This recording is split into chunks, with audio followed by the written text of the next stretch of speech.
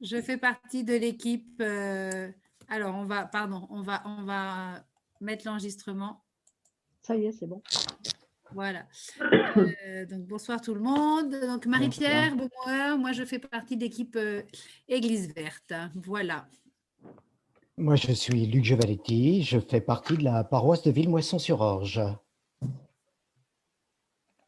Annie Riquet, donc du secteur Val d'Orge, équipe CCFD Terre Solidaire, et donc parmi les quelques-uns à l'initiative de cette soirée.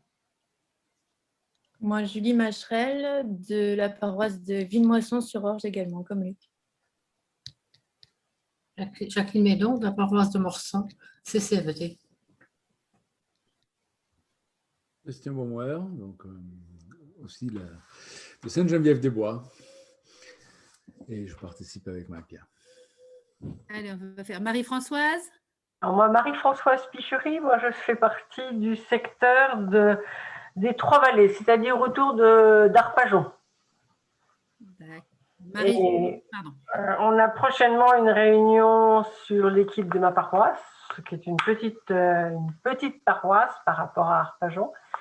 Mais j'aimerais bien qu'on avance un peu dans ce sens-là, vu que déjà il y a eu un petit truc de fait sur Breuillé qui fait partie du même groupement.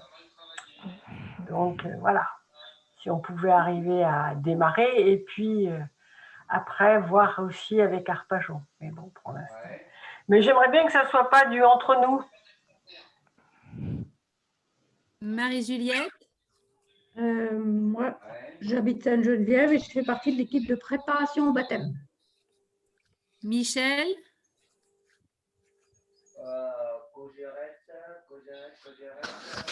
Michel. Michel Lemoussu. Non, tu as raison, Cogérette, il n'y a pas d'être connecté, c'est un monoplan. On ne t'entend pas. Alors, pourtant, Michel, a priori, a le micro allumé. Non, il n'y a pas d'être conteneur. Tu peux le couper, Marie-Pierre? Pierre? Pourquoi? Pourquoi tu veux que je désactive le son de Michel? Ok. Ok, allez. Bon, on continue rapidement. Oui. Alors, sauf que moi, sur mon écran, je vois Jean-Pascal. Ce n'est pas Jean-Pascal. Non, voilà. Jean-Pascal Renel, c'est le président du conseil de l'Église évangélique libre de Viry-Châtillon. Et je suis Hélène Bataillé. Je fais partie aussi du conseil de notre église. Et je représente le conseil pour l'église verte, ce qu'on essaie de faire. Voilà. Entre autres, et puis je connais Annie Riquet pour la partie écuménique, Luc Giovannetti parce qu'on s'est parlé au téléphone, maintenant je vois sa frimousse. Jacqueline, je la connais, et puis voilà, au plaisir. Et puis il y a mon mari derrière. André, bonjour André. Bonjour Annie. Bienvenue. Catherine? Mets ton micro. Oui, Catherine Marek, voilà, nous on fait la préparation au mariage avec Francis sur le secteur du Val d'Orge. Bertrand. Oui, bonsoir. Bertrand Delcey, prêtre sur le secteur, sur la maison d'arrêt de Fleury. Je viens de relancer l'équipe animatrice avec le lien et tout le bar à pain. Nous verrons bien si d'autres gens se joignent à nous, l'animatrice de la paroisse de Fleury. D'accord. Lindan? Lindan Anton, donc permanence EPS du secteur Val d'Orge. Claudia? Oui, donc je m'appelle Claudia Bensaba, je fais partie de l'église protestante unie de la vallée de l'Orge à Sainte-Geneviève-des-Bois. Et donc je connais Annie et maintenant également Luc. D'accord. Jacqueline, je ne crois pas que tu sois présentée.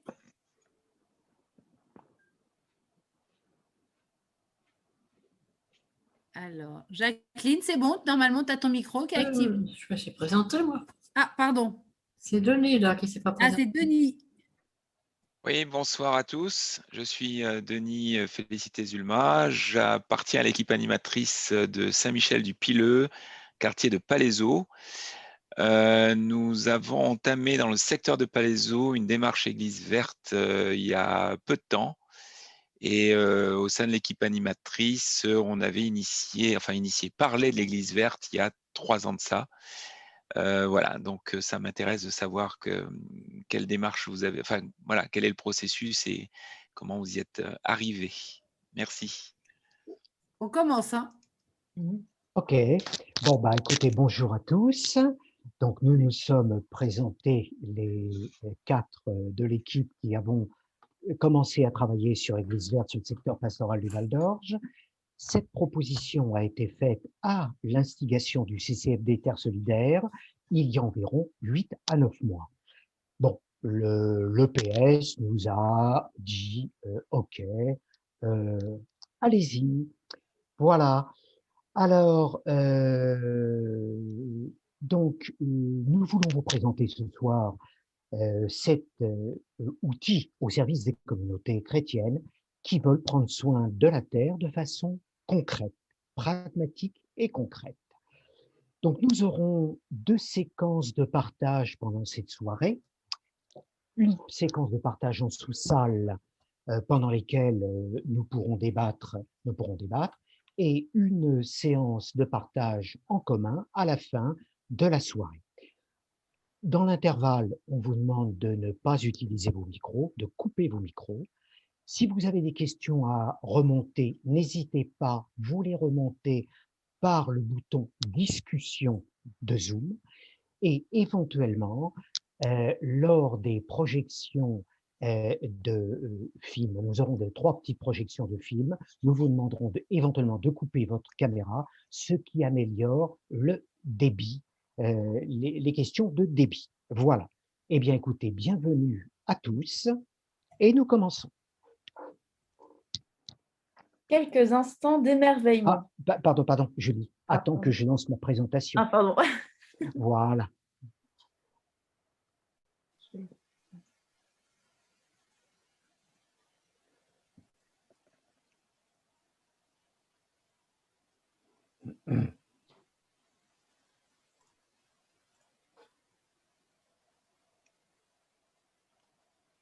Voilà, tu peux y aller. Alors, quelques instants d'émerveillement. La Terre est belle. Prenons 5 minutes pour nous émerveiller.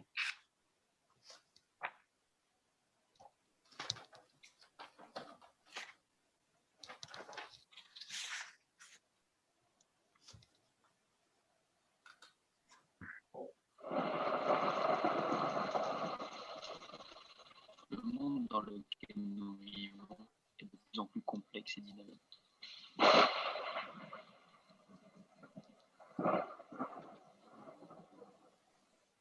Il est plus que jamais crucial de se focaliser sur ce qui importe vraiment. Réapprenons à nous émerveiller du monde qui nous entoure. S'émerveiller, c'est avoir des insomnies de joie dans l'impatience du jour à venir. C'est retrouver son regard d'enfant. Il suffit d'être présent, d'ouvrir ses yeux.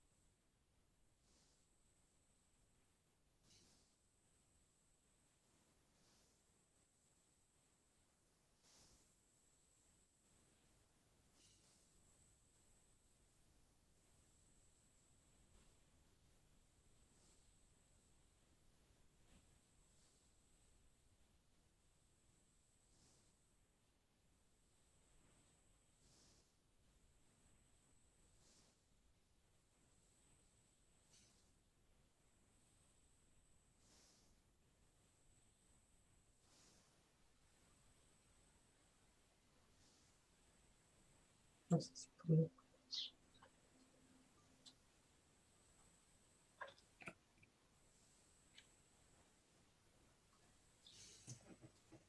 ben, j'ai pas eu le son. Je n'ai pas eu le son. Oh, pénible. Oui, il n'y avait pas de son après. Il n'y a pas de son? Si, normalement, il y avait un commentaire.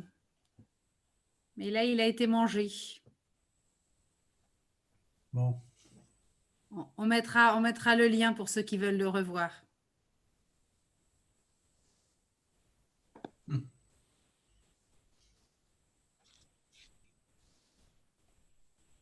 Bon, c'est à Je suis moi. désolée parce que moi, j'avais le son. Et pourtant, j'avais bien activé. Ouais. Bon. On a eu les images. Bon. C'est pas grave. Non.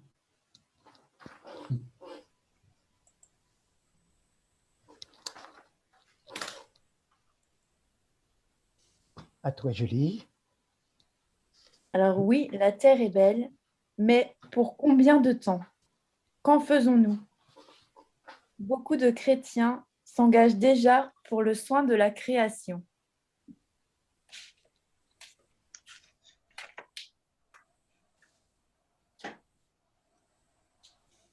Alors, nous allons vous proposer de discuter en petits groupes. On va faire des groupes de 6, si ça vous va, autour de questions. Voilà pour voir à quoi vous fait penser cette vidéo. Même s'il n'y a pas eu les commentaires, il y a eu les images. Et puis, si par rapport aux questions qui sont affichées là, si vous avez des rêves, des envies, des idées en termes d'écologie, voilà, de façon générale, et aussi pour les communautés chrétiennes dont nous faisons partie d'une manière ou d'une autre. Voilà. Donc, normalement, vous allez être invités à aller dans des salles. Il faudra cliquer sur « Autoriser » et on se retrouve à 6 par salle pour partager. On se donne un quart d'heure. Je ne peux pas te dire ce que j'ai fait. C'est bon, on continue?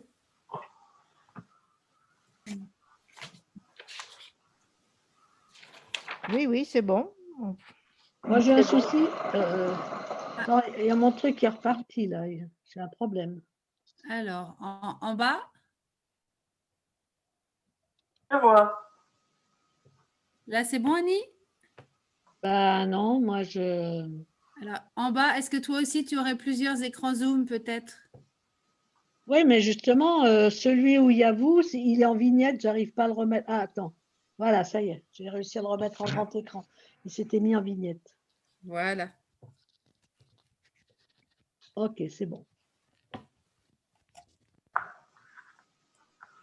Bien, est-ce que tout le monde m'entend? Oui. Parce que tout à l'heure, Christian ne m'entendait pas. Oui, on vous entend très bien. D'accord, merci. Bien, nous continuons. Nous reprendrons ce débat à la fin de la séance. Hein. Bon, nous avons glissé de 10 bonnes minutes là. Alors, c'est quoi le label Église verte? Chacun est invité à naviguer sur le site Église verte et nous n'y rentrons pas dans la suite très en détail. Église verte est une démarche qui est proposée aux communautés chrétiennes. Elle peut être un moyen de prise en compte de Laudato Si au sein de nos communautés. Enfin, nous vous présenterons quelques actions réalisées sur le secteur.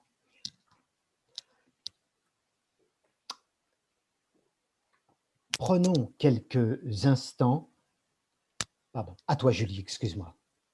Prenons quelques instants pour méditer avec les dessins projetés.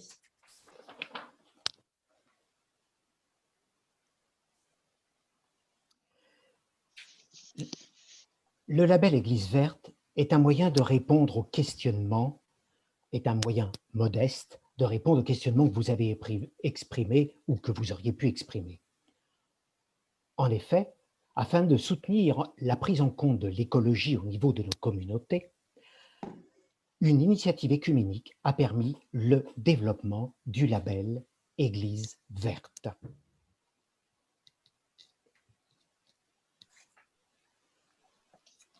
Donc, petit rappel historique.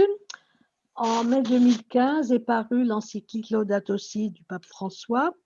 Donc, une encyclique, c'est une lettre, hein, c'est un mot savant pour dire une lettre, qui interpelle sur l'attention aux frères et à la terre. Il propose l'écologie intégrale, car, dit-il, tout est lié. Cela fait écho d'ailleurs au développement de tous les hommes et de tout l'homme, initié par Paul VI il y a déjà plus de 50 ans. Et à l'occasion du 5e anniversaire de cette lettre, en 2020, une année Laudato Si a été proposée, mais la pandémie n'a pas permis de lui donner toute l'ampleur prévue. Et puis, fin 2015, il y a eu la COP21 de Paris. Donc, pourquoi COP21? Eh bien, parce que depuis la première prise de conscience internationale des problèmes d'environnement, une rencontre a eu lieu chaque année, malheureusement sans beaucoup d'avancées.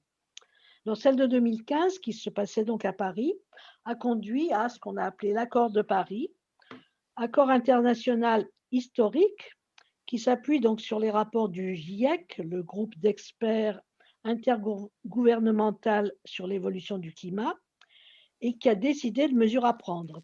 Mais il peine à être mis en œuvre par les pays, et certains de ces pays ont une signature un peu élastique puisqu'elle varie selon les dirigeants, comme on le sait. La COP26 prévue à l'automne prochain devrait relancer la dynamique, en tout cas on l'espère. Et puis, dans notre Essonne, dans l'Église catholique de l'Essonne, un synode a été lancé en octobre 2020. Son thème est « Église de Dieu en Essonne, évangélise en prenant soin ». Et parmi les 4 thèmes retenus, le 3e est « Une Église qui évangélise en prenant soin de notre maison commune, de notre planète », et donc nous incite à proposer des initiatives en ce sens.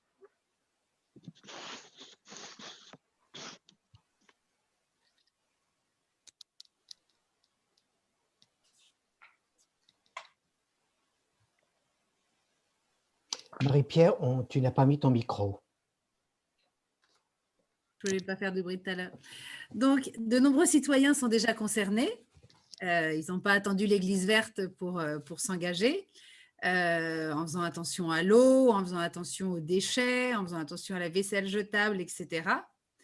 Et il y a effectivement un éveil actif général, en particulier des jeunes, mais pas seulement. Il y a aussi tout ce qui se développe au niveau de l'agriculture, de la permaculture. Voilà. Il y a aussi de nombreux citoyens qui sont déjà concernés à titre collectif dans des associations.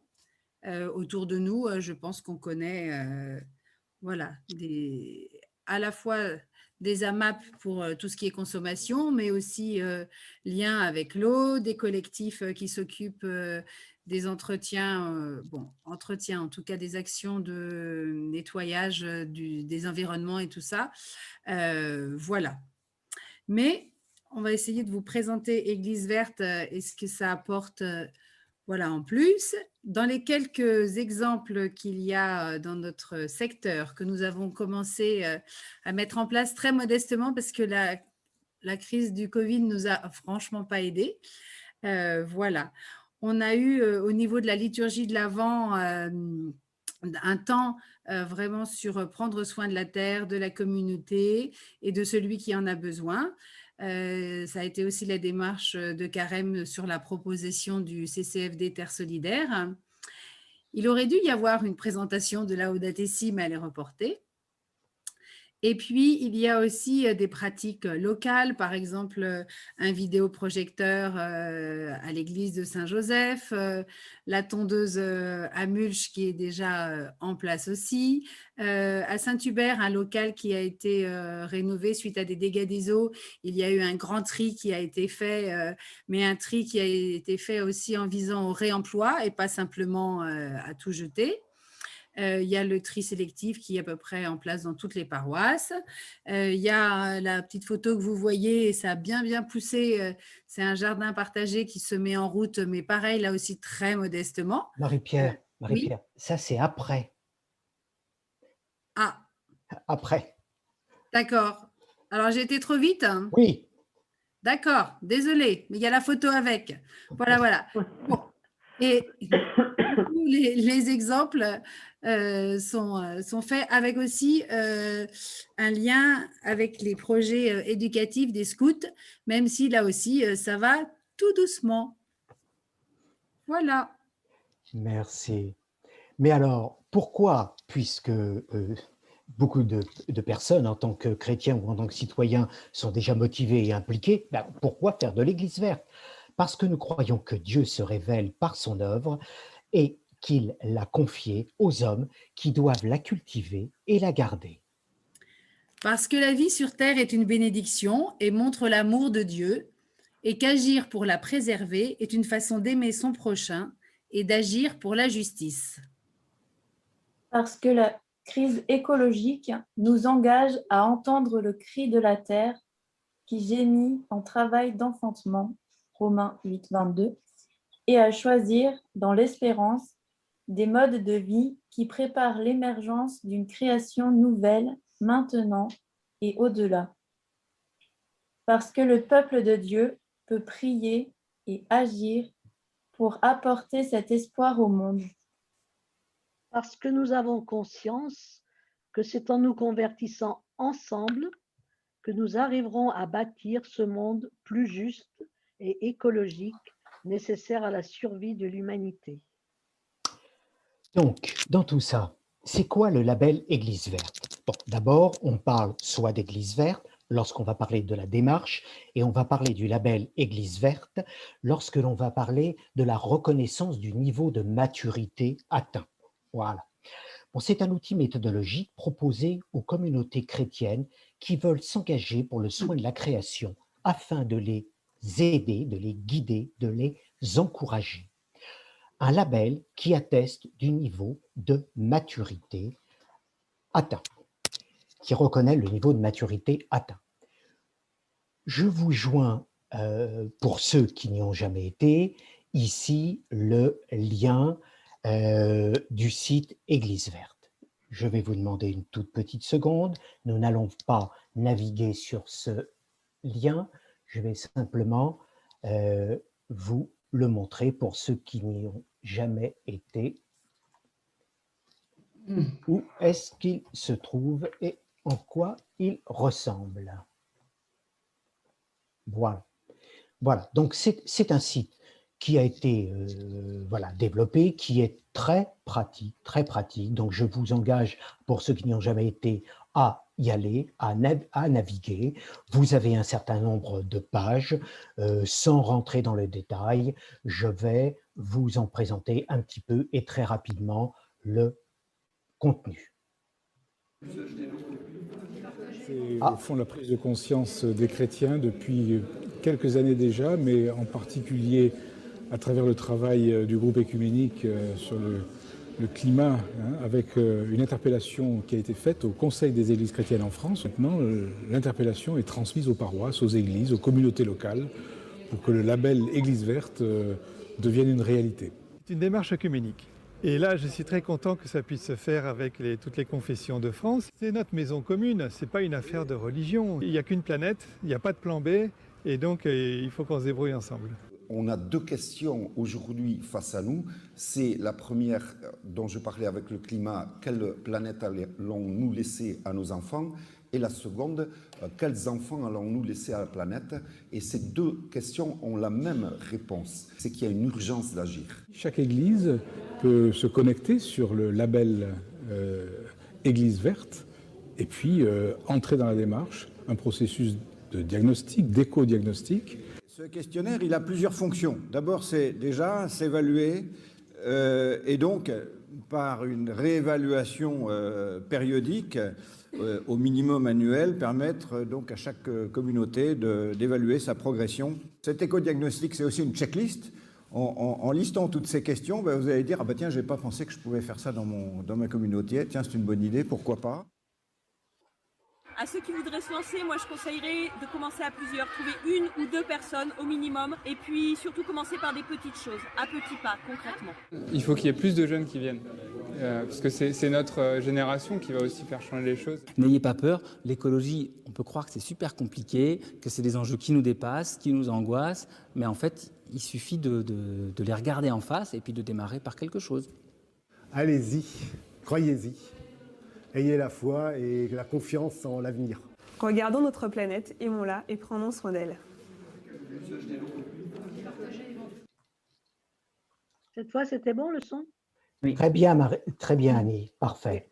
Alors en fait, la première fois, j'ai eu un problème, c'est que quand j'avais préparé, j'avais bien tout coché, mais en fait, quand j'étais revenue sur la présentation, ça s'était décoché. Et je ne l'avais pas vu. Donc, mes excuses. C'est pas grave, tu feras 2 quêtes CCFD l'année prochaine. Bon, est-ce que vous voyez mon écran? Oui. Bon, très bien. Écoutez, puisque là, nous glissons, je ne vais pas rentrer beaucoup en détail dans la présentation du site. Bon, le site est un site très pratique, hein. Bon, sur la page de garde que je vous ai montrée tout à l'heure, il présente le pourquoi d'Église verte. Il présente les grands textes bibliques ou les grands textes comme Laudato Si, la COP21 qui ont inspiré Église verte. Il présente des actualités et il donne une carte de France qui vous permet d'accéder et donc de se comparer à toutes les communautés qui sont des communautés chrétiennes, catholiques, protestantes, orthodoxes, qui ont déjà démarré l'Église verte avec leur niveau de maturité atteint. Bien. Église verte, c'est une association en loi de 1901. Jusqu'à il y a peu de temps, elle était tirée par l'Église évangélique. Hein, c'était le site d'Arocha dans le Midi qui avait beaucoup travaillé à son développement. Aujourd'hui, ils sont organisés en association en loi de 1901. Beaucoup de partenaires, entre autres le CCFD, Terre Solidaire, qui est très actif dans Église verte. Alors, le site donne aussi surtout un petit peu un vade-mecum sur comment s'y prendre pour démarrer dans sa démarche. Elle donne au départ des conditions préalables. Conditions préalables, être une petite équipe, comme il vous a été montré dans le film que Annie vous a présenté, avoir l'accord des responsables, avoir l'accès aux moyens de communication, et avoir organisé une première réunion avec la communauté.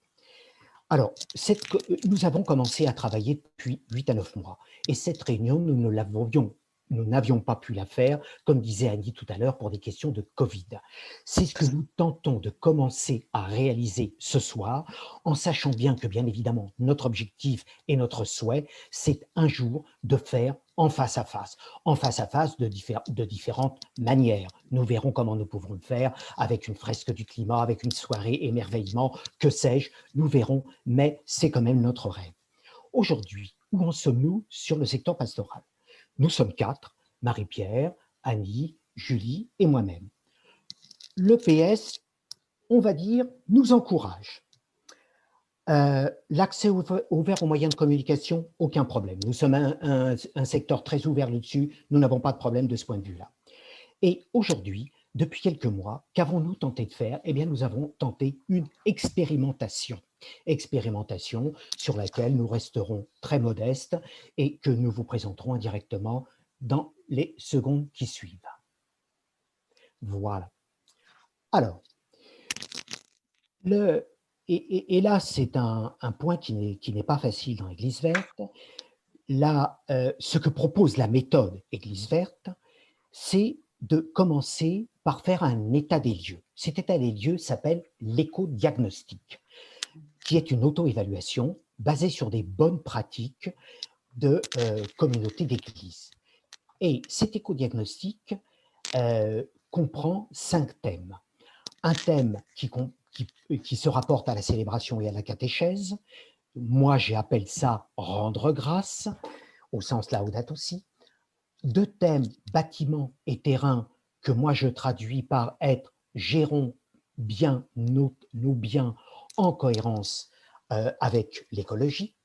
Nos engagements locaux et globaux, ce sont nos engagements en termes de citoyens. Et enfin, nos engagements vis-à-vis de nos modes de vie, ce sont nos engagements personnels. Pardon, les engagements locaux et globaux, ce sont nos engagements en tant que, j'irais dire, plutôt électeurs, hommes de la cité. Hein. Et là, ce sont nos engagements personnels. L'idée de base de l'éco-diagnostic, c'est d'une année sur l'autre, en engageant de petites actions, est de faire progresser et ainsi élever le niveau de maturité dans notre communauté. Mais surtout, ce qui me semble personnellement important dans cette méthode, c'est qu'elle repose sur la modularité. Modularité concernant les lieux, c'est-à-dire est-ce que je suis capable d'intégrer dans ma démarche tous mes lieux d'église, mes lieux de rencontre, les services et mouvements et les thèmes du guide. Et c'est pour ça que j'ai rajouté « pas de panique, on y va à son rythme », parce que les premières tentatives que nous avons faites en attaquant par l'éco-diagnostic sur le secteur ont été des tentatives qui ont été assez, on va dire, délicates et pas forcément faciles à être comprises. Le Covid n'a pas simplifié les choses, mais je vous donne ce petit retour d'expérience qui a été le nôtre. Voilà, bon, c'est ainsi, alors pour illustrer pour ceux qui ne connaissent pas la démarche, c'est ainsi que simplement si on s'inscrit sur le site, on est déjà graine de CNV, un petit encouragement. Si l'on a déjà déployé l'éco-diagnostic sur la communauté et engagé 2 actions significatives, on est liste des champs. Et ensuite, en fonction des actions concrètes que l'on engage, on a la possibilité de monter en niveau.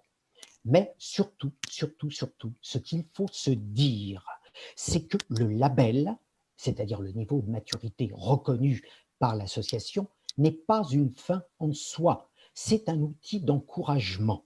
Voilà. Ça, c'est un point sur lequel il faut insister largement. Alors, on vous donnera un peu plus de détails ensuite, mais peut-on citer quelques exemples de ce que nous avons fait depuis quelques mois? Nous avons lancé 2 premiers éco-diagnostics. Compléter 2 éco-diagnostics. Un avec le KT et un autre avec les scouts. Le KT a permis d'identifier des actions concrètes qui ont été lancées vers les parents et les enfants. Émerveillement et prise de conscience vis-à-vis de l'écologie. Nous attendons un retour qui n'est pas forcément facile, et ce retour se fera probablement à la fin de l'année ou au début de l'année prochaine. Avec les scouts, nous avions fait un magnifique éco-diagnostic, et j'ai l'impression que les équipes de base ont pris un peu peur, et ils nous ont dit « Oh là là là là, patience, attendons la rentrée, on verra bien ce qu'on peut faire sur le terrain ». J'avoue qu'à titre personnel, puisque c'est moi qui pilotais l'action, j'ai été particulièrement désemparé de leur réaction, eu égard au fait que dans la pédagogie scout, la présence de la nature faisait être un des 4 piliers scouts. Et nous avions largement insisté pour leur dire « faites des petites actions concrètes ». J'ai l'impression qu'ils n'ont pas bien compris. Enfin, on verra et on avancera avec eux. Par ailleurs, nous avons pris contact, nous avons réalisé des petites interviews, des contacts avec nos amis protestants qui interviendront tout à l'heure. L'Église protestante unie de la vallée de l'Orge, l'Église évangélique libre. Nous avons supporté la campagne de Carême et la conférence sur le climat tirée par le CCFD Terre Solidaire. Lancer le jardin partagé de Jean 23. Il n'y a pas que celui-là qui est en cours de lancement, mais celui de Jean 23 est magnifique et avance beaucoup. Et procéder au déploiement d'ampoules et au remplacement d'ampoules au niveau de Saint-Joseph et de l'église Sainte-Geneviève. Attention, l'éco-diagnostic est important, mais nous ne le lancerons sur la communauté que si les contraintes liées au Covid le permettent. Aujourd'hui, le Covid a sonné un peu le ralentissement terrible de beaucoup d'actions et changé aussi les mentalités. Des gens enfermés pendant 8 mois chez eux en télétravail, il faut reconnaître que cela a été quand même dans les relations humaines assez difficile. Donc voilà, donc, ce qui veut dire qu'avec tout ça, il faut être cool. Par contre, ce que l'on veut vous présenter de façon très simple et très pragmatique, nous avons pris quelques exemples de l'écodiagnostic. Il est certain que dans l'écodiagnostic, il y a des questions qui sont un peu stratosphériques, c'est-à-dire du style « achetez-vous de l'électricité verte ?» Bon, j'avoue, on attendra quelques décennies avant d'attaquer cette question. Voilà quelques actions qui ont été réalisées sur le secteur et pointons-les par rapport aux questions du questionnaire. Thème célébration. La célébration de certains dimanches est particulièrement dédiée au respect de la création. Julie? Cette année, dans la liturgie de l'Avent, que certains ont pu remarquer, donc cette liturgie de l'Avent a été bâtie sur le thème « Dieu prend soin de nous » et « Je prends soin de la terre, de la communauté et de la personne qui en a besoin ». Donc, cette prise en compte du respect de la création pourrait être à terme plus prise en compte, plus pérennisée sur les secteurs paroissiaux. Sur le thème bâtiment, quelles ampoules sont utilisées pour l'éclairage de ce local? Donc, actuellement, comme on l'a dit tout à l'heure, à la chapelle Saint-Joseph, par exemple, toutes les ampoules ont été remplacées par des LED. Donc, à terme, ça pourrait être étendu à l'ensemble des sites. Maintenant sur le terme terrain, notre communauté met une partie de son terrain à disposition pour des jardins partagés. Voilà, comme on a eu la photo tout à l'heure, il y a un jardin partagé qui est en cours, mis en place à Jean 23, qui avance bien, et un autre en projet à Saint-Michel-Archange, donc à Saint-Michel-sur-Orge. Et ça pourrait être étendu, par exemple, à Saint-Joseph, qui dispose d'un assez grand et beau terrain. Thème engagement local et global. Notre communauté travaille avec des associations locales de protection de l'environnement. Donc là, on a eu la conférence récemment sur le réchauffement climatique qui a été faite par le CCFD, Terre Solidaire. Thème engagement local et global. Notre communauté participe à des campagnes chrétiennes pour le développement durable. Donc là, c'était pour le carême. Le carême est souvent, il me semble, chez nous, suivi avec le CCFD, Terre Solidaire. Thème mode de vie. Les membres de notre communauté sont encouragés à s'interroger sur leur empreinte écologique personnelle. Alors, dans le cadre du carême 2021, le CAT a encouragé les parents et les enfants à s'émerveiller et à se questionner sur leur engagement vis-à-vis de l'environnement. Voilà, donc vous voyez, nous avons pris des exemples qui ont été, j'irais dire, tout à fait inspirés d'Église verte. Donc, tout n'est pas de la responsabilité des services et des mouvements. C'est à chacun aussi de prendre et de proposer des actions. En particulier, on est tous en général dans une communauté ou une autre, un groupe ou un autre. Donc, on peut le faire aussi et le proposer là où on vit et en particulier là où on vit en église. Voilà. Et le questionnaire d'écodiagnostic, on en a vu quelques extraits. Donc, c'est vraiment un tableau avec une checklist, il disait dans la vidéo, voilà, qui nous permet de se poser et de prendre en compte différents aspects et de choisir éventuellement, là aussi, ce qu'on veut faire en priorité parce que forcément, on ne peut pas tout faire, mais on peut commencer quelque part.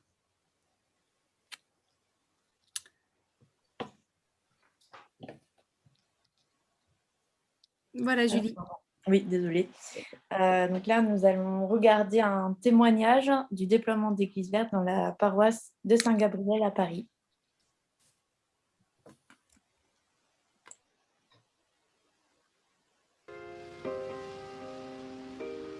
Je m'appelle Laura Morosini, j'anime le label Église verte. Le label Église verte est un label écologique et œcuménique qui a été créé après la COP21 et dans l'élan de l'encyclique Laudato Si pour aider les paroisses et les communautés chrétiennes à effectuer une conversion écologique.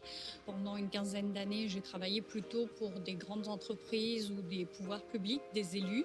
Je me suis rendu compte que le développement durable, c'était pas suffisant, qu'on avait besoin de quelque chose de plus révolutionnaire et à la fois de plus profond qui touche les cœurs. Dans le monde, il y a 1 milliard de chrétiens. Si ce milliard de chrétiens bouge, ça peut vraiment faire la différence en matière écologique, sur le climat, mais aussi sur la biodiversité, sur le rapport de l'être humain à la nature. Je circule beaucoup, je suis beaucoup amenée à présenter le label Église verte, à parler de Laudato Si, à parler de la conversion écologique. On peut faire des choses ensemble, on peut faire des projets d'énergie renouvelable, par exemple, sur les toits de nos églises. C'est tout à fait possible, mais il faut le faire en lien avec notre quartier. En fait, on va utiliser la cire, il faut qu'il soit chaud. Les ateliers de fabrication de cosmétiques pour Noël, c'est une façon très très concrète de se dire qu'on va faire des cadeaux de Noël, mais des cadeaux de Noël écologiques. On a des grands-mères, on a des enfants, on a des gens de tous les âges. Alors, c'est une belle occasion de faire communauté entre personnes de la paroisse qui ne sont pas si souvent ensemble. Une chose sur laquelle on n'a pas encore assez avancé, c'est le dialogue avec la société civile. N'ayez pas peur. N'ayez pas peur de vous engager, de participer à des marches, de participer à des projets citoyens, à de l'investissement responsable. Il ne faut pas rester que entre nous, ça serait vraiment dommage.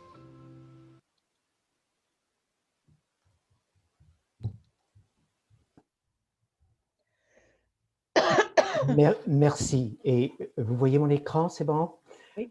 Voilà. Et à titre d'ouverture, nous avons commencé, d'une part pour s'inspirer et d'autre part par amitié et par souci d'ouverture, nous nous sommes rapprochés de l'Église protestante unie du Val d'Orge et de l'Église évangélique pour leur demander ce qu'ils avaient fait et nous les avions invités ce soir. Donc Claudia, vous voulez bien présenter ce que vous avez déployé chez vous? Oui, absolument, avec grand plaisir. Donc voilà, nous, on s'est décidé en 2018 de vouloir faire la démarche Église verte. Et donc, la grande réflexion au départ, c'est toujours par quel bout est-ce qu'il faut prendre cette chose en main. Alors, on a donc fait une équipe de 3 personnes au départ, une petite équipe. Et après, on était donc devant ce fameux éco-diagnostic avec une tonne de questions que nous, les 3 personnes, n'étions pas capables pour une grande partie de remplir.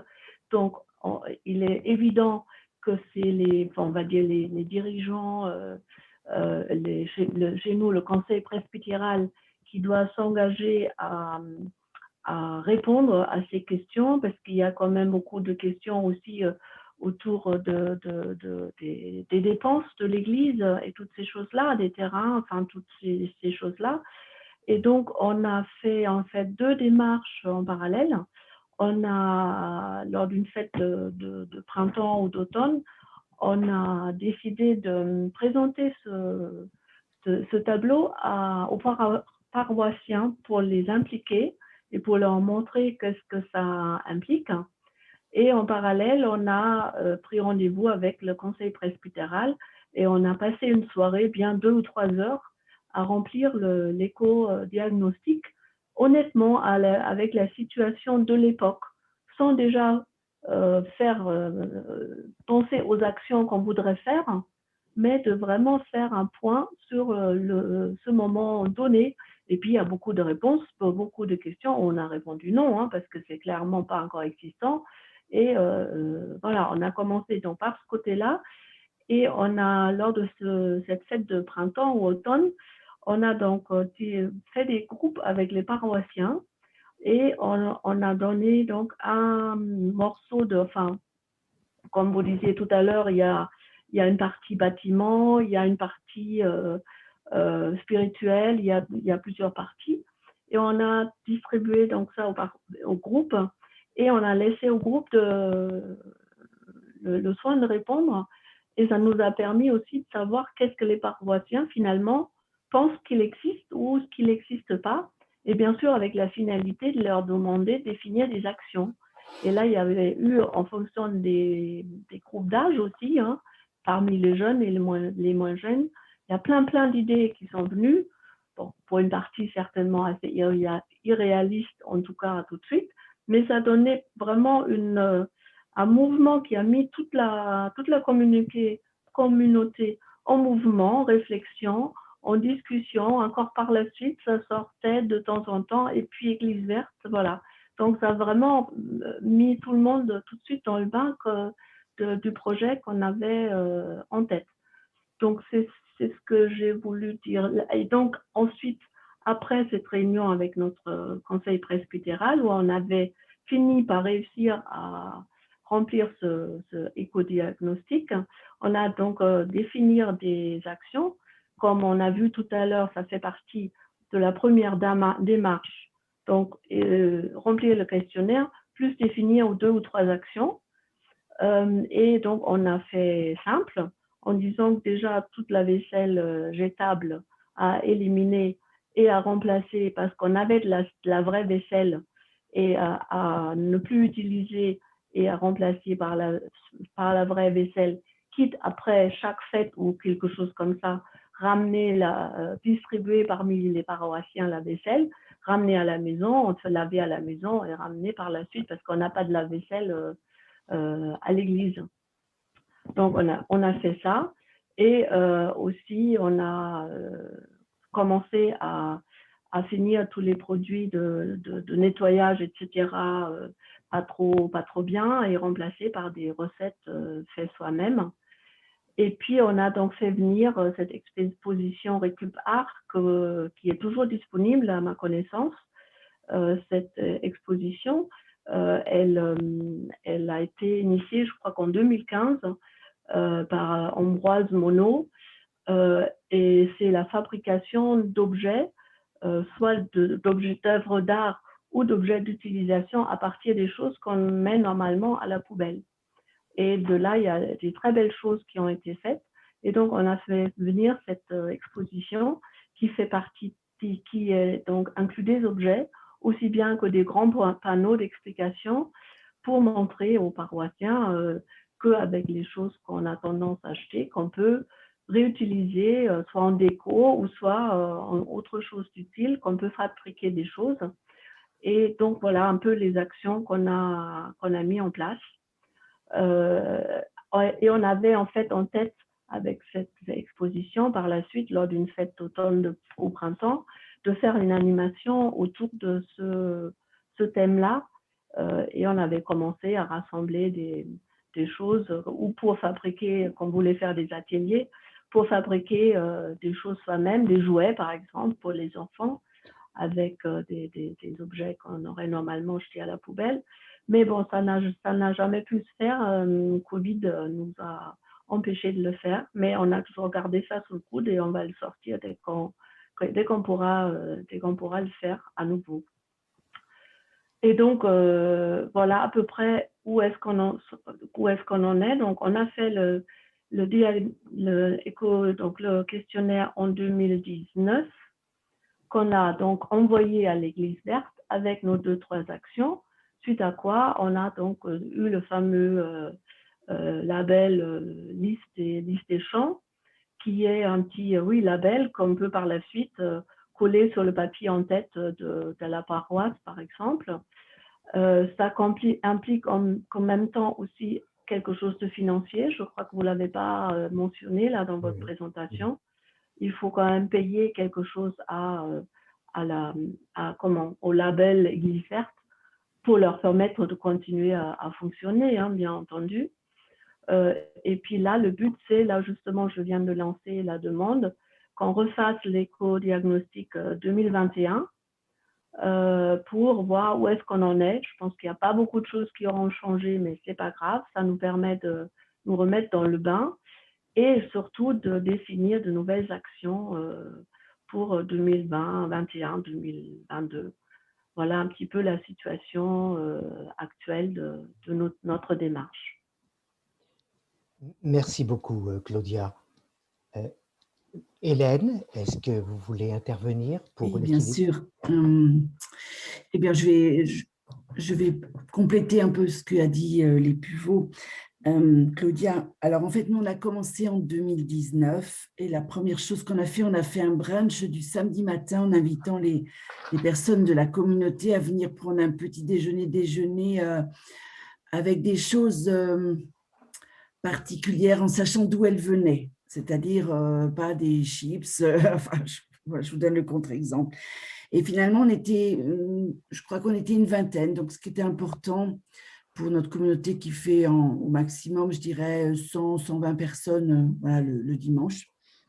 Et puis à la suite de cette journée, c'était 10h, 10h30, et après avoir mangé, on a eu un entretien avec donc Frédéric Baudin, qui est l'instigateur, je dirais, de Arocha France, qui avait pu venir, le pasteur lui avait proposé, et lui, ce qui l'intéresse, c'est surtout parler avec des jeunes. Donc, si éventuellement un jour, vous voulez le faire venir dans vos communautés, il est très occupé, mais il peut venir et il aime particulièrement répondre aux questions des jeunes sur l'écologie, à quoi ça sert, etc. Pourquoi le faire? Je te fais un audio pour te donner Ensuite, qu'est-ce que je pouvais dire? Donc, nous, on a fait des interventions aussi pendant le culte.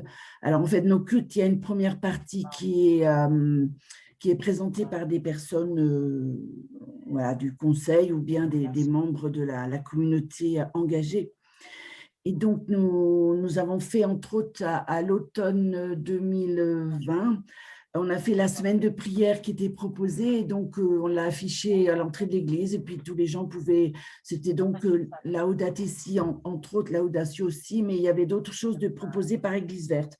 Il y avait une affiche qu'on pouvait afficher dans nos locaux.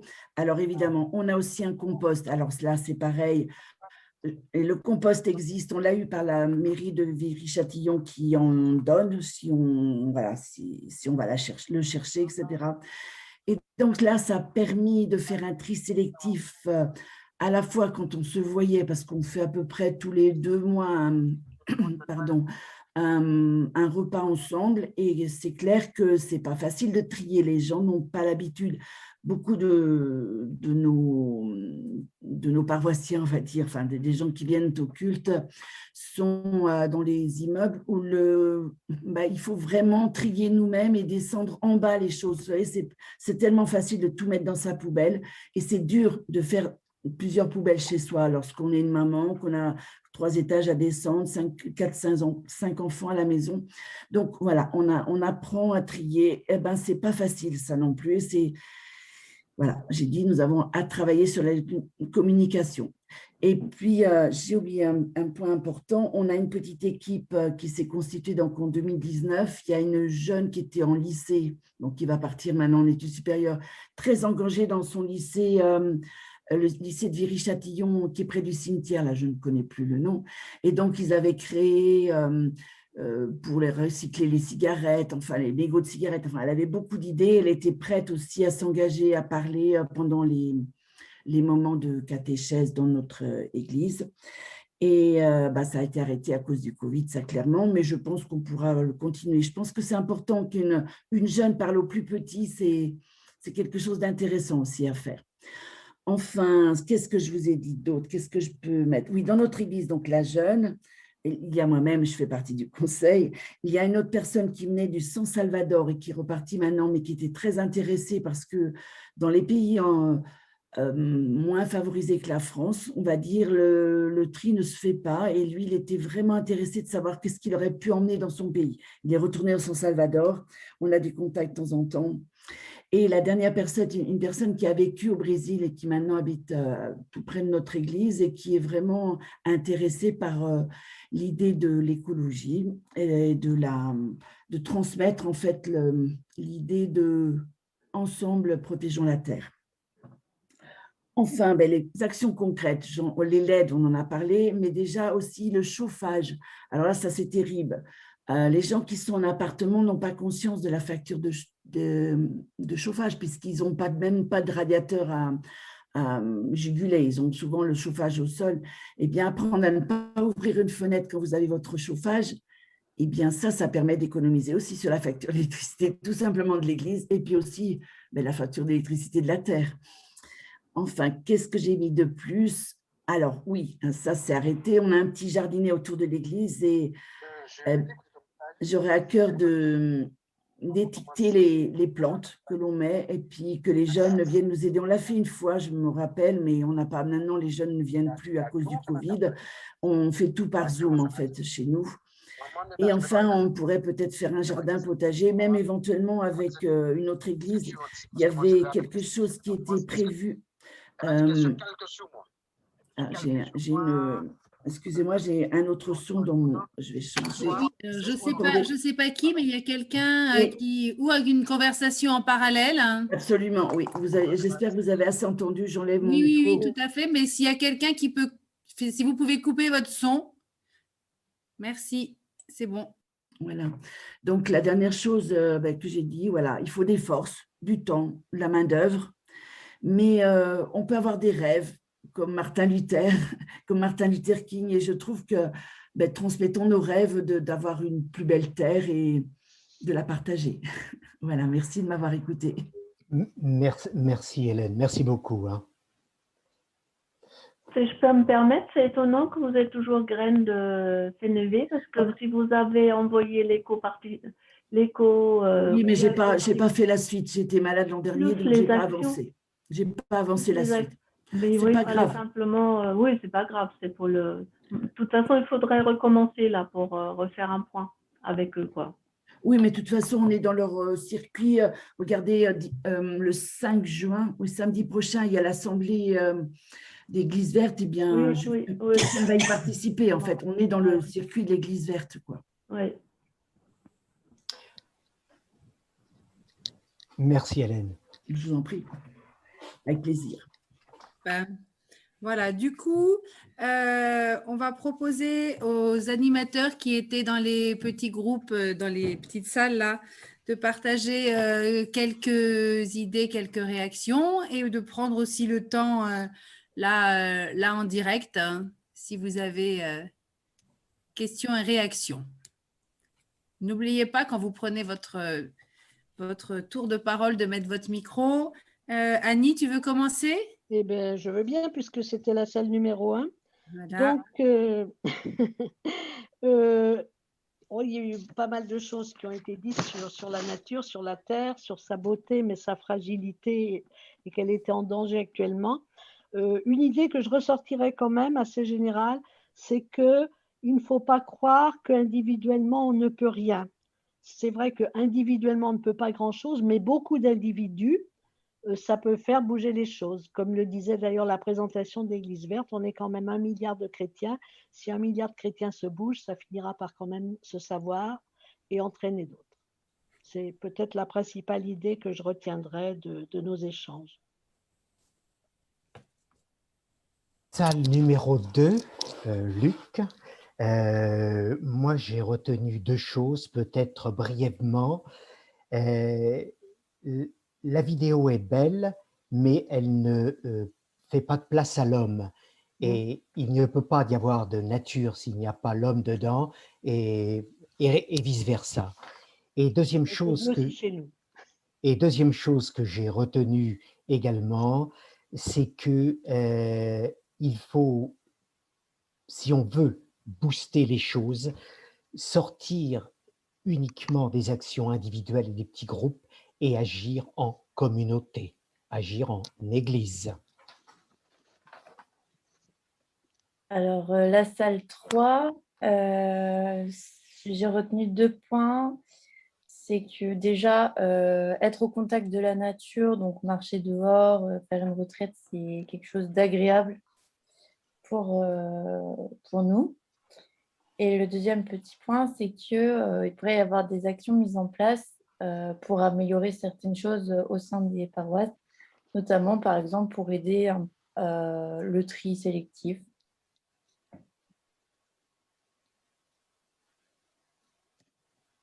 Marie-Pierre ?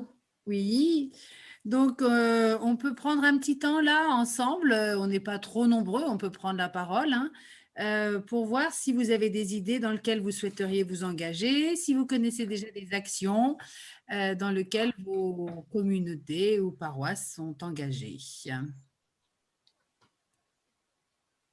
On n'est pas obligé de signer tout de suite, hein. Oui, Denis. Oui, merci. Alors, bravo hein, pour toutes ces initiatives. C'est assez formidable. Moi, j'en ai retenu quelques-unes là, qui est les produits de nettoyage avec les recettes soi-même. Le jardin partagé entre églises, ça permet effectivement un travail en communauté. Ça rapproche les paroissiens de différentes paroisses. L'étiquetage des plantes pour sensibiliser sur la création, moi, je trouve ça formidable. Et puis, ce qui a été mentionné tout à l'heure, agir sur avoir une action sur l'énergie renouvelable et le faire en lien avec le quartier.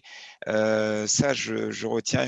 Si on a un petit peu de temps, ce serait peut-être bien d'aller comment dirais-je, d'aller un petit peu plus loin. Nous, au niveau de la paroisse, ce qu'on a mis en place, ça a été dit là, on avait mis en place le tri sélectif. Ça, c'était quelque chose de novateur. On avait dans les salles, on loue notre salle paroissiale régulièrement à des groupes, à des mariages, etc. Et on n'a jamais mis en place du tri sélectif. Alors, il a fallu mettre des étiquetages pour habituer les gens parce que, ben voilà, on avait pris d'autres habitudes. Donc, il a fallu 3 ans effectivement pour que ça rentre dans les réflexes et pas seulement pour les personnes de l'extérieur, mais y compris les groupes de caté. Donc, il a fallu sensibiliser également les animateurs. Et puis, on a mis en place aussi des éco-cups. On parlait de gobelets tout à l'heure. Ça, on l'a fait avec une autre paroisse. Ça a beaucoup plu et donc vendu. Donc, ça a permis aussi de récolter un petit peu d'argent, mais on ne distribuait plus de verres en plastique lorsqu'on faisait des pots en commun. Et puis, ça a été également mentionné, on a mis en place de la vaisselle qu'on a mis à disposition soit de la paroisse pour nos repas partagés, soit des groupes qui utilisent notre salle paroissiale. Ça évite d'avoir, comment dirais-je, de la vaisselle à jeter. Et j'en terminerai pour une autre action qu'on a malheureusement pas pu mettre en place. Bon, la Covid a un petit peu annihilé tout ça, mais on souhaitait mettre en place un système de covoiturage pour venir aux célébrations et en particulier en faisant venir des personnes âgées qui ne peuvent plus se déplacer, surtout l'hiver. Donc, ça permet d'abord de créer du lien et ça permet à ces personnes âgées de toujours rester en contact avec la communauté en participant aux différentes cérémonies. Merci.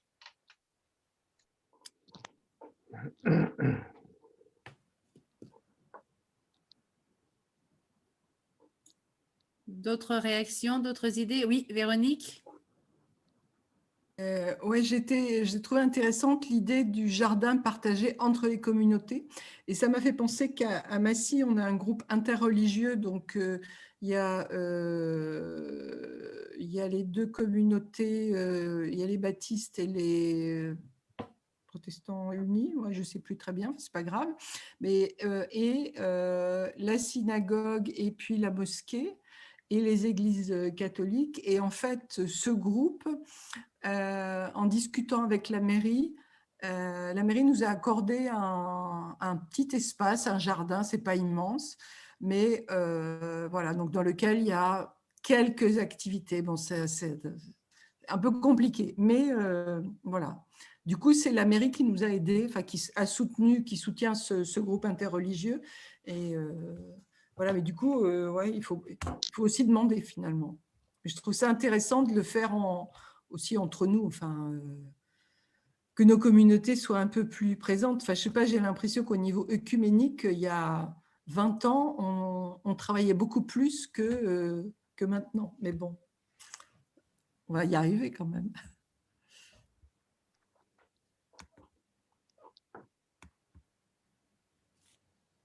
En ce qui concerne le projet de jardin partagé à Saint-Michel-sur-Orge, c'est aussi en négociation avec la mairie, puisque l'église de Saint-Michel-sur-Orge est une église qui a été construite avant la loi de 1905, donc elle appartient à la municipalité et mise à disposition de la communauté catholique pour le culte.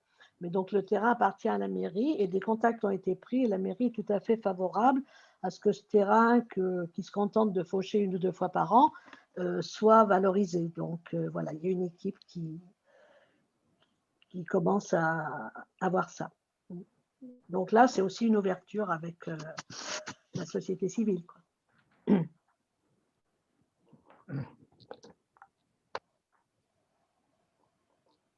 Nous, sur Massy, on a une église aussi qui appartient à l'État, enfin qui appartient à la mairie, mais qui a été démolie pendant la guerre et donc a été reconstruite au titre des dommages de guerre. Donc elle appartient à la mairie, mais c'est une église moderne. Et en fait, moi j'imagine qu'on pourrait demander à la mairie de nous mettre de fabriquer de l'électricité pour. Voilà, je pense que c'est possible, donc il faut qu'on. Il y a quelque chose à faire là. Mais bon. J'ai oublié tout à l'heure de vous mentionner l'action des jeunes à Saint-Michel du Pileux.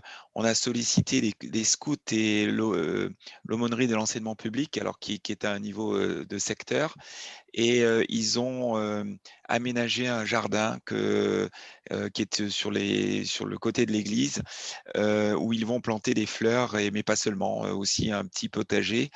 Donc, c'est les pousser à travailler ensemble, à agir aussi pour la communauté, et puis bien sûr pour la création. Alors concernant les fleurs, l'idée c'est de pouvoir faire bénéficier, je dirais, l'embellissement des églises du secteur. C'est-à-dire que ce n'est pas un jardin que pour l'église du Pileux, mais comme c'est l'aumônerie qui s'en occupe et c'est un niveau de secteur, ça permettra aussi d'alimenter le fleurissement des églises du secteur. Mais ce qui nous a plu et ce qui nous plaît vraiment, c'est d'engager les jeunes dans cette action, et ils ont répondu présent. Alors, pour les fleurs, je peux vous proposer quelque chose. Il y a le lycée horticole de Marcoussis qui vend ces productions des jeunes qui font les CAP, BEP, etc. Et c'est vraiment très, très bien. Je les connais depuis 3-4 ans. Et c'est pour l'association, vous savez, c'est les apprentis d'Auteuil.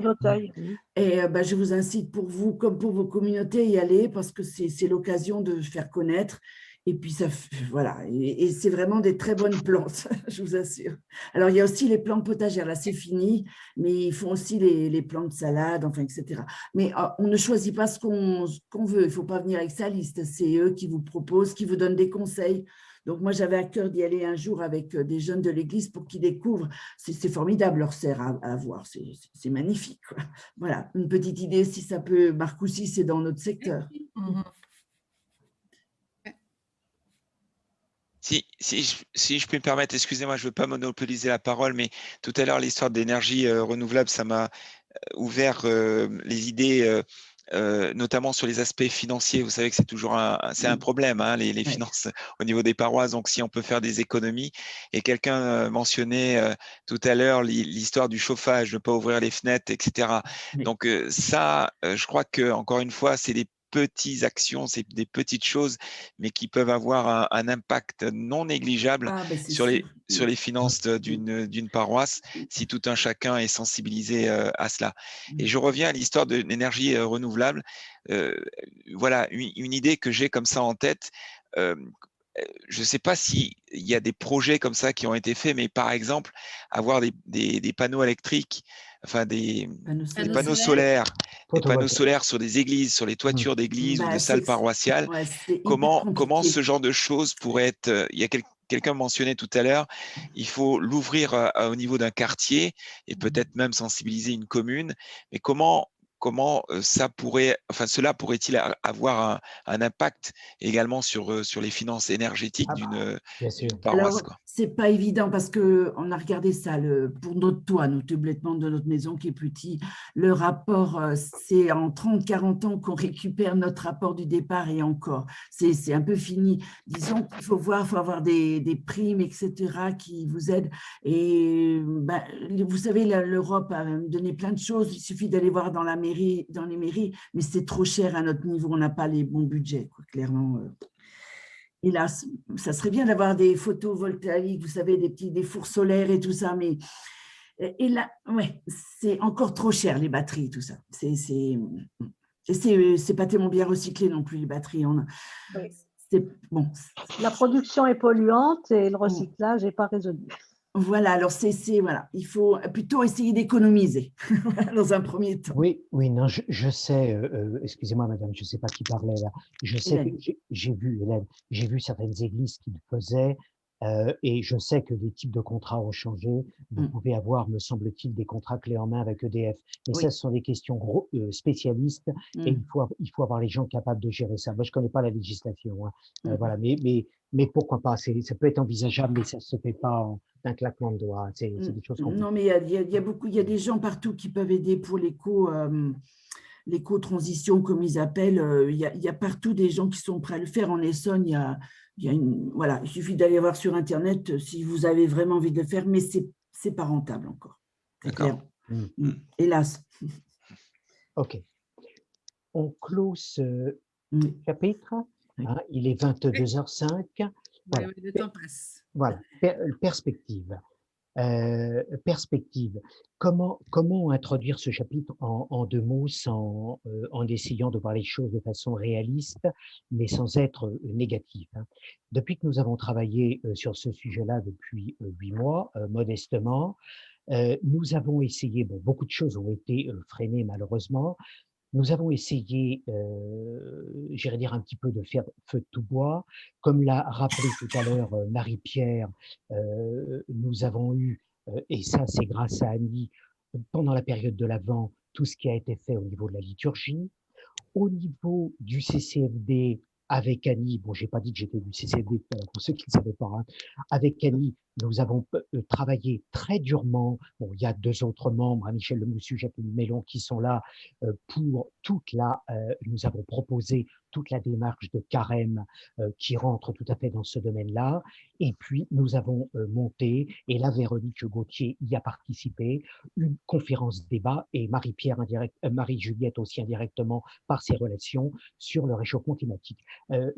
Conférence débat qui a été pour nous un énorme travail, mais qui a été un très gros succès. Ça, j'irais dire, ce sont les actions indirectes. Dans les actions, on va dire, directes, au niveau de l'éco-diagnostic, bien qu'ayant fait appel on s'était dit, on va faire appel au niveau des jeunes. On a adressé 4 mouvements. Deux ont répondu initialement, le KT et les scouts. On a pu conduire 2 éco-diagnostics avec eux. Les scouts, ça a un peu patachonné à la suite pour le reste en termes d'actions concrètes, malheureusement, mais enfin on verra plus pour la suite.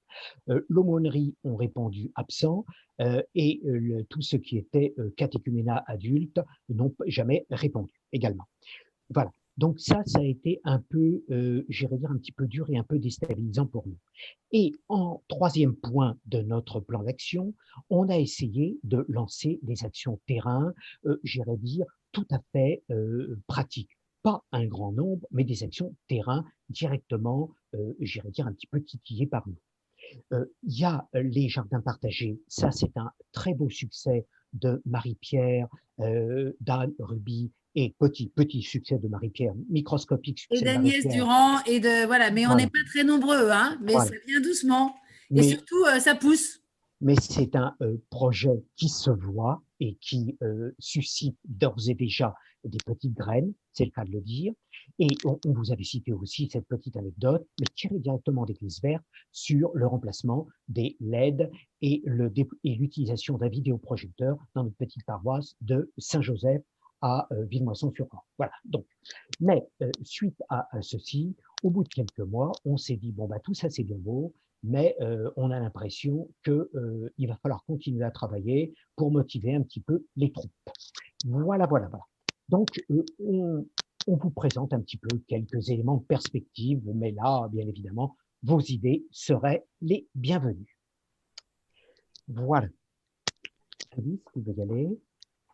Même si aujourd'hui l'écologie c'est quelque chose qui concerne tout le monde, quelle que soit sa confession, nous pensons que nos communautés chrétiennes doivent se sentir quand même particulièrement concernées par ces questions parce qu'elles vont impacter le futur et donc nos enfants et nos petits-enfants sur le long terme.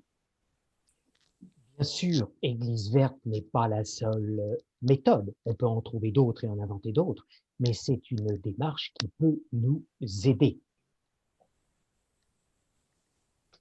Et bon, si les conditions liées au Covid nous freinent actuellement dans la mise en route, eh bien, continuons à réfléchir et dès que les conditions seront plus favorables, eh bien, on relancera le processus, on essaiera de proposer la démarche à vous et puis à ceux que vous connaissez, si vous le voulez bien. Comme le disait Luc au début, on aimerait bien faire aussi une rencontre en présentiel, comme on dit maintenant, peut-être plus dynamique que la soirée Zoom.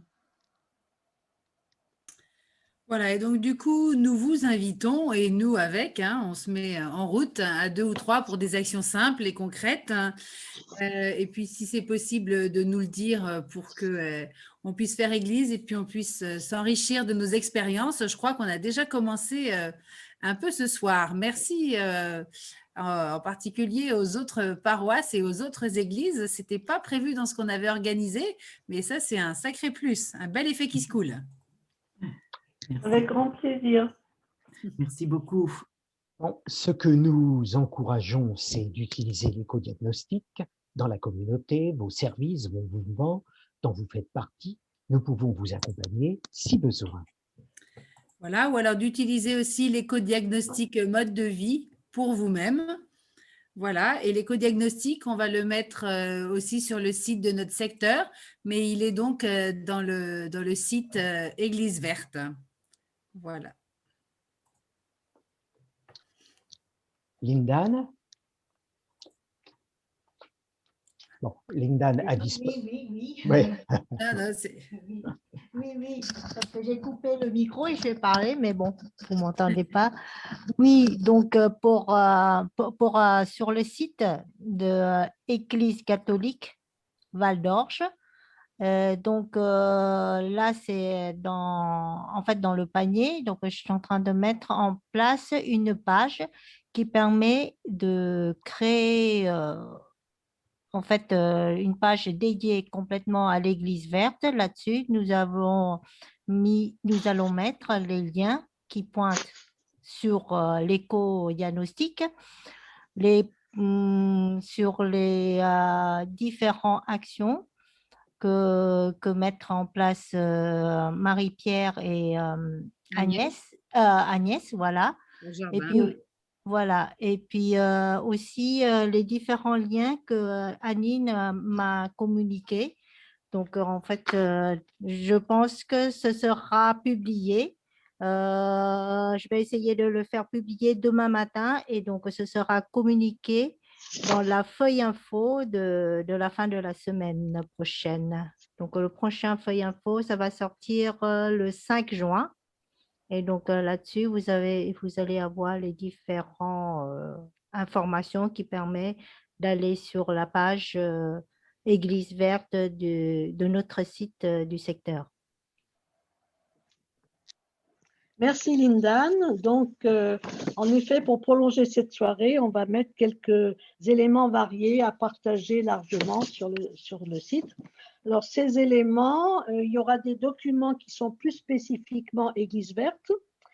Nous avons une vidéo qui a été produite par le CCFD, enfin présentée par le CCFD Terre Solidaire, et qui présente un exemple vécu dans une paroisse des Bouches-du-Rhône qui s'appelle Mazargues. C'est un contexte différent du nôtre, puisqu'en particulier, ils sont soutenus par une communauté religieuse qui gère une école et ça facilite pas mal les choses. Mais il est toujours bon de partager des expériences, de voir ce qui se fait un peu partout. En lien avec, tiré d'Église verte, il y aura aussi des fiches que la paroisse Saint-Gabriel a proposées pendant le carême. Et par exemple, il y en a une, je vais essayer de vous la partager.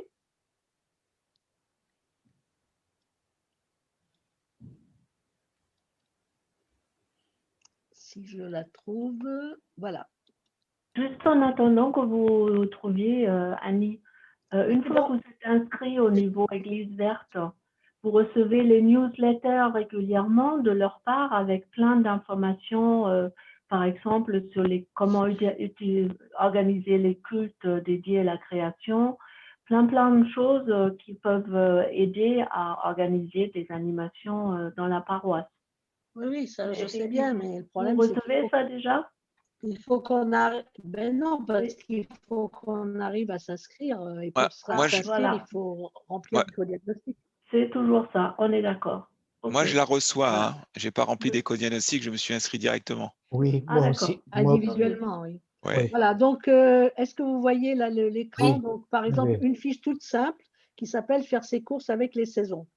Ça peut paraître tout à fait banal, mais comme Hélène le disait tout à l'heure, pour des gens qui vivent en immeuble, qui n'ont pas de contact avec la nature, qui achètent donc dans les supermarchés, ils ne savent pas forcément que à certaines saisons, par exemple les fraises qu'on achète au mois de février ou mars, eh bien, elles viennent du Maroc, du sud de l'Espagne éventuellement. Donc, elles ont d'une part voyagé, elles ont été cueillies pas mûres, souvent elles n'ont pas beaucoup de goût. Et en plus, il faut aussi savoir qu'elles sont cultivées pour le bien de grosses entreprises et au détriment parfois de cultures vivrières dans des pays comme le Maroc. Donc, voilà, réfléchir un petit peu, faire ses courses plutôt avec les saisons. Les fraises, c'est maintenant. Ah oui, maintenant. Et puis, même en France, il y a des variétés remontantes qu'on peut avoir tout l'été. Hein. Voilà, c'est un exemple parce que c'est le moment. Donc, cette petite fiche, elle est toute simple, mais elle peut aider à réfléchir. Voilà. Et puis, donc, il y en a d'autres qui proposent pas mal d'exemples. Et puis, eh bien, il y a aussi des documents qui sont plus généraux.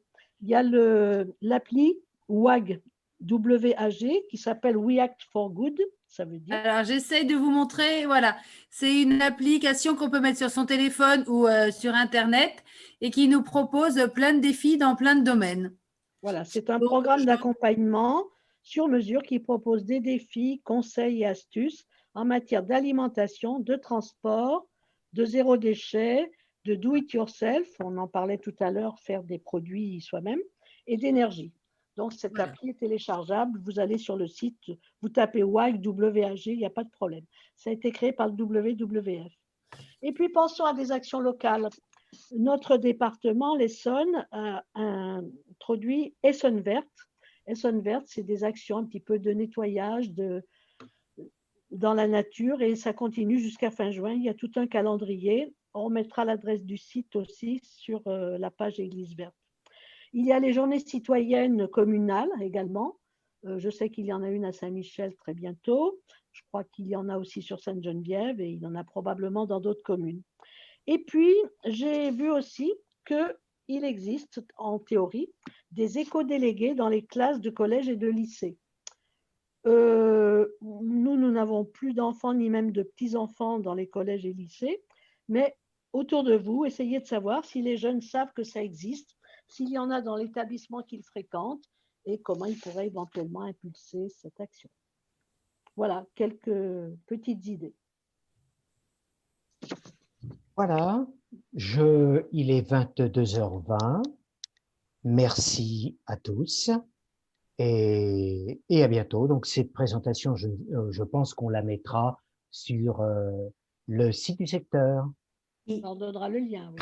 On donnera le lien. Quand elle sera finalisée. Voilà. Merci à tous. Merci. Merci beaucoup. Bonne soirée. Merci. Bonne soirée. Merci beaucoup. À bientôt. Au revoir en vrai. Merci. Un jour. Ouais. Au revoir. Au revoir. Au revoir et bonne soirée. Merci. Voilà. Qui t'est tombé à droite? Bravo aux organisateurs.